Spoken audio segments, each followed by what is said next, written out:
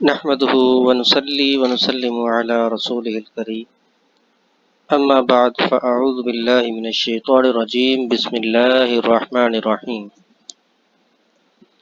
آج کا ہمارا موضوع سورہ مریم آیت 58 تا آیت 65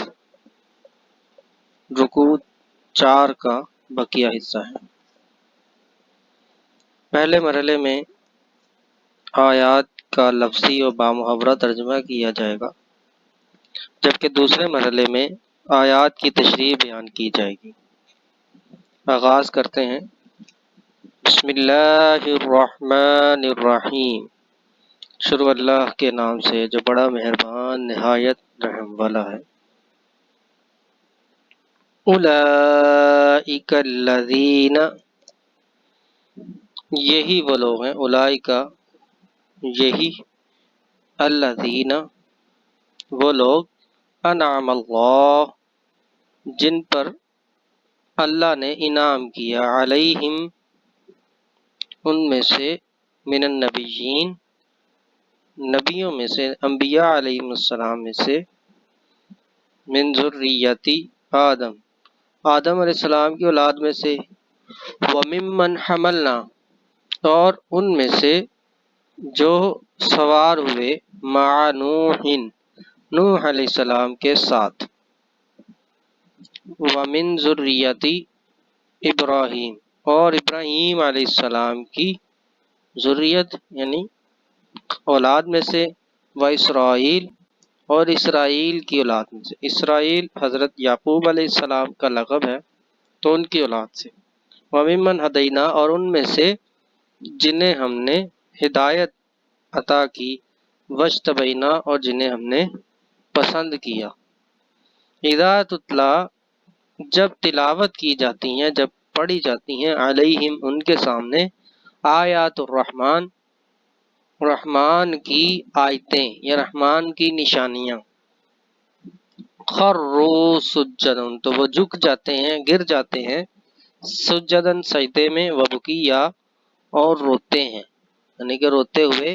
سجدے میں گر جاتے ہیں۔ اولئک الذین، یہی وہ لوگ ہیں جن پر اللہ نے انعام فرمایا، انبیاء علیہ السلام میں سے اور آدم علیہ السلام کی اولاد میں سے، اور ان میں سے جنہیں ہم نے نوح علیہ السلام کے ساتھ سوار کیا تھا، اور ابراہیم علیہ السلام اور اسرائیل یعنی حضرت یعقوب علیہ السلام کی اولاد میں سے، اور ان میں سے جنہیں ہم نے ہدایت دی اور ہم نے پسند فرمایا۔ جب ان پر رحمان کی آیتیں پڑھی جاتی تھیں تو وہ سجدہ کرتے اور روتے ہوئے گر جاتے تھے۔ یہ انبیاء علیہ السلام کا ذکر پہلے اس سے پہلے گزرا ہے، جن میں حضرت موسیٰ علیہ السلام پہلے حضرت زکریا، یحییٰ، حضرت مریم علیہ السلام اور ان کے بیٹے حضرت عیسیٰ علیہ السلام، حضرت ابراہیم علیہ السلام، اسماعیل علیہ السلام، ادریس علیہ السلام، حضرت موسیٰ علیہ السلام، ان کا تذکرہ اب تک اس صورت میں گزرا ہے۔ حضرت ادریس علیہ السلام بھی، انہی کے بارے میں یہ کہا جا رہا ہے کہ ان پر اللہ نے انعام کیا، اور ایک لسٹ بیان ہوئی ہے جس میں اس کو مزید واضح کیا حضرت آدم علیہ السلام اور دیگر جو حضرت نوح علیہ السلام اور ابراہیم اور ان کی آل اولاد۔ فخلف من بعدہم، خلف کا مطلب خلافت سے ہے، ان کے بعد خلافت پر بیٹھ گئے، خلف جانشین، نااہل یا ناخلف یہاں پہ اس سے مراد ہے، ایسے لوگ جو نااہل تھے، اضاعوا الصلاۃ جنہوں نے ضائع کر دیا نماز کو، یعنی کہ نماز کو قائم نہ رکھا، واتبعوا الشہوات اور اتباع کی شہوات کی، شہوات یعنی اپنی نفسی خواہشات کی، فسوف اور تو عن قریب، یلقون وہ مل جائیں گے، ملاقات کریں گے، غیا اپنے گمراہی کے انجام سے۔ پھر ان کے بعد ایسے ناخلف یا نااہل جانشین ہوئے جنہوں نے نماز کو ضائع کیا اور نفسانی خواہشات کی پیروی کی تو وہ عن قریب گمراہی کے انجام سے دوچار ہوں گے۔ اللہ سوائے ان کے من تابا جنہوں نے توبہ کی، وآمنا اور ایمان لائے، وعملا اور نیک اعمال کی، وعملا اور عمل کیے، صالحا نیک اعمال، فاولئک تو یہی لوگ یدخلون الجنت داخل ہوں گے جنت میں، ولا یظلمون شیئا اور ان پر کچھ بھی ظلم نہیں کیا جائے گا۔ الا من تاب سوائے اس کے جس نے توبہ کی اور ایمان لایا اور نیک اعمال کرتا رہا تو یہی لوگ جنت میں داخل ہوں گے اور ان پر کچھ بھی ظلم نہیں کیا جائے گا۔ جنات عدن التی جنت ہمیشہ رہنے والی، وعد الرحمن جس کا رحمان نے وعدہ کیا، عبادہ اپنے بندوں کے ساتھ، بالغیبی غائبانہ طور پر، انہ بے شک وہ، کانا ہے، وعدہ اپنے وعدے کا، ماتیہ پورا کرنے والا۔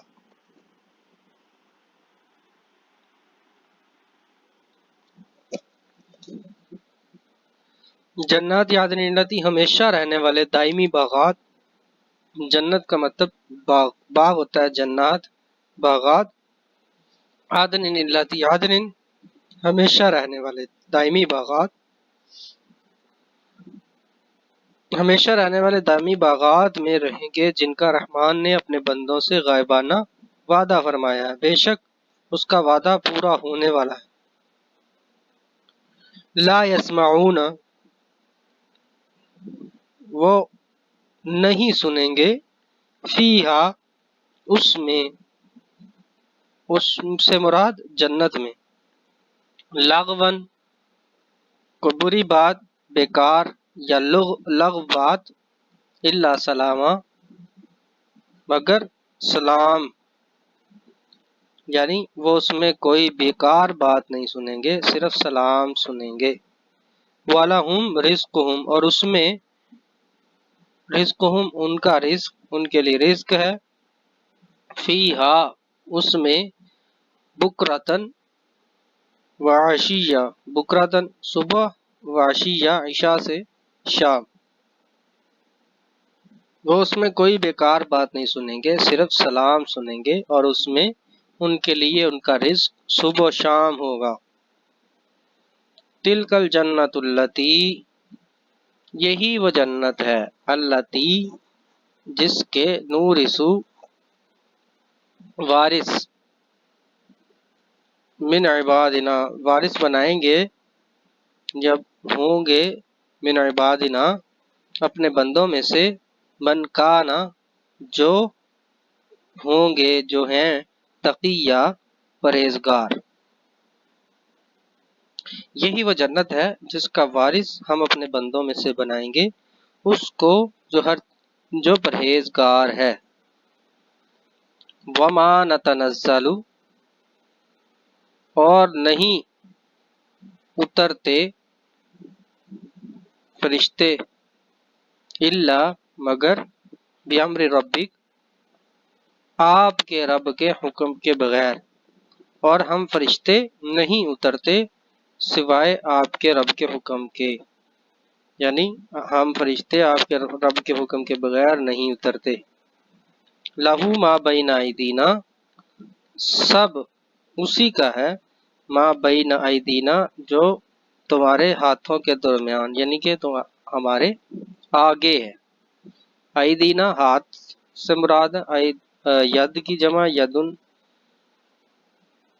تو ایدینا ہمارے آگے، یہاں سے لفظی مطلب ہاتھ کے درمیان، لیکن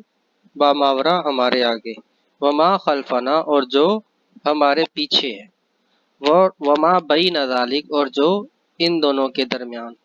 بین کا مطلب درمیان، ان کے بیچ، وما کان ربک نسیا، اور آپ کا رب بھولنے والا نہیں ہے۔ باب محاورہ ترجمہ: اور ہم فرشتے اللہ کے حکم کے بغیر نہیں اترتے، سب اسی کا ہے جو کچھ ہمارے آگے ہے اور جو ہمارے پیچھے ہے اور جو اس کے درمیان ہے، اور آپ کا رب بھولنے والا نہیں ہے۔ رب السماوات والارض، رب ہے سماوات آسمانوں کا، والارض اور زمینوں کا، وما بینہما اور جو ان کے درمیان ہے، فاعبدہ پس عبادت کیجئے اسی کی، واصطبر لعبادتی اور ثابت قدم رہیے اس کی عبادت پر۔ هل تعلم لہ، کیا آپ جانتے ہیں، لہو اس کو، اس کے علاوہ، سمیہ کوئی نام، کیا آپ اس کا کوئی اور بھی ہم نام جانتے ہیں؟ وہ رب ہے آسمانوں اور زمینوں کا اور جو ان کے درمیان ہے، تو آپ اسی کی عبادت کیجیے اور اسی کی عبادت پر ثابت قدم رہیے۔ کیا آپ اس کا کوئی اور بھی ہم نام جانتے ہیں، یعنی کہ اس کے برابری کا کوئی اور بھی جانتے ہیں؟ صدق اللہ العظیم وصدق رسولہ النبی الکریم ونحن علی ذلک لمن الشاہدین والشاکرین والحمد للہ رب العالمین۔ اب ہم اس کی تشریح بیان کرتے ہیں۔ فرمان الہی کے مطابق جن انبیاء کا پچھلی آیات میں تذکرہ ہوا ہے یا قرآن کی دوسری صورتوں میں مختلف مقامات پر ذکر ہوا، یہی انعام یافتہ لوگ ہیں۔ آدم علیہ السلام کی اولاد میں سے حضرت ادریس اور ان کی اولاد سے حضرت نوح علیہ السلام اور جو ان کے ساتھ کشتی میں سوار ہوئے، وہ سب حضرت نوح علیہ السلام، حضرت ادریس علیہ السلام کے پوتے تھے۔ بنی اسرائیل یا ان کی کتب کے مطابق حضرت ادریس علیہ السلام بنی اسرائیل کے نبی تھے، جبکہ قرآن و حدیث کے محققین ان کو حضرت نوح علیہ السلام کے دادا یعنی نوح علیہ السلام کے زمانہ سے پہلے کا بتاتے ہیں۔ واللہ عالم، اس بہتر اللہ ہی جانتا ہے۔ انعام یافتہ انبیاء میں حضرت نوح علیہ السلام کی اولاد سے حضرت ابراہیم علیہ السلام اور ان کی اولاد میں بنی اسرائیل کے تمام انبیاء علیہم السلام، یہ انبیاء ہیں کہ جب ان کے سامنے آیات پڑھی جاتی تو وہ سجدے میں پڑ جاتے اور روتے تھے، گڑ گڑاتے تھے اور سجدے میں پڑے رہتے تھے۔ ان کے بعد کے ناخلف اور نااہل لوگ جب اقتدار پر آئے تو انہوں نے نماز چھوڑ دی اور اپنی خواہشات کے پیچھے چل دیے، سو ان کو مرنے کے بعد بہت بڑے نقصان سے دوچار ہونا پڑے گا۔ مگر جن لوگوں نے توبہ کر لی اور نیک اعمال کرنے لگ گئے، ایسے لوگ جنت میں داخل ہوں گے اور ان کو ان کے اعمال کا پورا پورا بدلہ دیا جائے گا اور ان پر کسی قسم کا کوئی ظلم نہ ہوگا۔ وہ جنت کے جس باغات ایسے ہیں جو ہمیشہ ہمیشہ قائم رہیں گے، ایسی جنت میں وہ داخل ہوں گے جس کا ان کے رب نے ان سے وعدہ کیا ہے۔ وہاں یہ لوگ کوئی بری یا غلط، گندی بات، لغو بات نہیں سنیں گے، بلکہ ہر طرف سے سلامتی ہی سلامتی ان پر اترے گی، جیسا کہ سورۃ الواقعہ میں بھی اسی طرح ذکر ہے، اِلَّا قِيلًا سَلَامًا سَلَامًا، کہ وہاں پر جو بات کی جائے گی، جو کہا جائے گا، وہ صرف سلام اور سلام اور سلام ہی ہوگا، ہر طرف سے سلام کی آواز گونجے گی، اور صبح و شام ان پر رزق کی بچھاڑ اترتی رہے گی، اور جنت کے وارث اللہ کے برگزیدہ اور متقی لوگ ہی ہوں گے۔ آخر کی آیات میں فرشتوں کے آنے کا ذکر ہوا ہے کہ وہ اللہ کے حکم سے ہی آتے ہیں۔ بہت مرتبہ وحی کا سلسلہ کچھ عرصہ کے لیے منقطع ہوتا رہا۔ ایک مرتبہ ایسا ہی ہوا کہ جبریل امین علیہ السلام کچھ عرصہ، ایام کے متعلق مختلف روایات ہیں، 12 دن یا اس سے کچھ زیادہ دن یا 40 دن تک وحی لے کر جبریل امین علیہ السلام نہیں اترے۔ نبی کریم صلی اللہ علیہ وسلم کو ان کے آنے کی بہت آس لگی رہتی تھی، کیونکہ وہ اللہ کا پیغام لے کر آتے تھے۔ بس جب وہ آئے تو نبی کریم صلی اللہ علیہ وسلم نے تاخیر کی وجہ دریافت کی، جس پر یہ آیت نازل ہوئی کہ ہم اللہ کے حکم کے بغیر نہیں اترتے۔ یعنی نبی پاک صلی اللہ علیہ وسلم کو اللہ تعالیٰ سے اس طرح کے کلام کی امید رہتی تھی، یعنی اللہ کے ساتھ ان کا رابطہ اس طرح سے قائم رہتا تھا، اور ان کو جب بھی کوئی پریشانی ہوتی تو حضرت جبریل امین پریشانی اور بغیر پریشانی یا کسی بھی قسم کے حکم کے لیے وحی لے کر آتے، اور چونکہ پیغام کا آ جانا بھی آدھی ملاقات تصور کیا جاتا ہے، تو اس طرح نبی پاک صلی اللہ علیہ وسلم کو دل کو سکون قرار ملتا جب جبریل امین وحی لے کر آتے۔ بس جب وہ آئے تو نبی کریم صلی اللہ علیہ وسلم نے تاخیر کی وجہ دریافت کی، جس پر یہ آیت نازل ہوئی کہ ہم اللہ کے حکم کے بغیر نہیں اترتے۔ جو کچھ آگے ہے اور جو کچھ پیچھے ہے اور جو کچھ اس کے درمیان ہے، سب اسی کا ہے، اور آپ کا رب بھولنے والا نہیں۔ یہاں بھی بھولنے والا نہیں، اس کا مطلب یہ ہے کہ اللہ تعالیٰ نبی کریم صلی اللہ علیہ وسلم کو تسلی دے رہے ہیں کہ ہم آپ کو بھول نہیں گئے، وحی میں یقیناً کچھ تاخیر ہوئی ہے، لیکن اس کا ہرگز یہ مطلب نہیں کہ ہم آپ کو بھول گئے ہیں۔ اسی طرح ہی سورۃ الضحیٰ بھی جب نازل ہوئی تو تب بھی وحی کا سلسلہ کچھ عرصہ کے لیے منقطع ہوا، اور جبریل امین جب آئے تو سورۃ الضحیٰ کی آیات لے کر نازل ہوئے۔ اور بعض مفسرین کہتے ہیں کہ یہ دونوں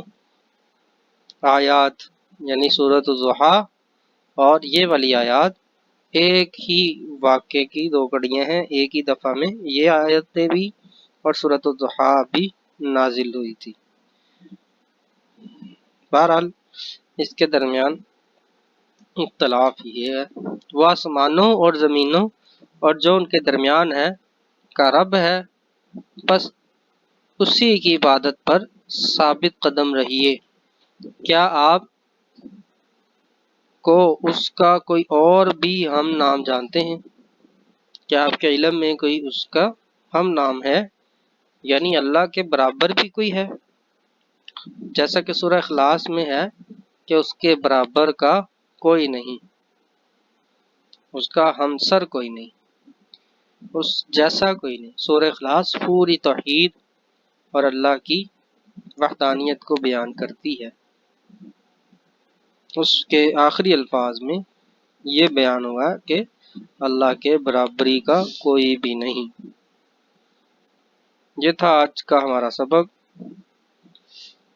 ہماری حوصلہ افزائی کے لیے چینل کو سبسکرائب کیجیے، اور کمنٹ سیکشن میں کسی بھی قسم کا کوئی سوال ہو یا کوئی چیز پوچھنی ہو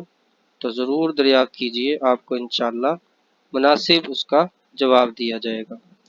والسلام علیکم ورحمۃ اللہ وبرکاتہ۔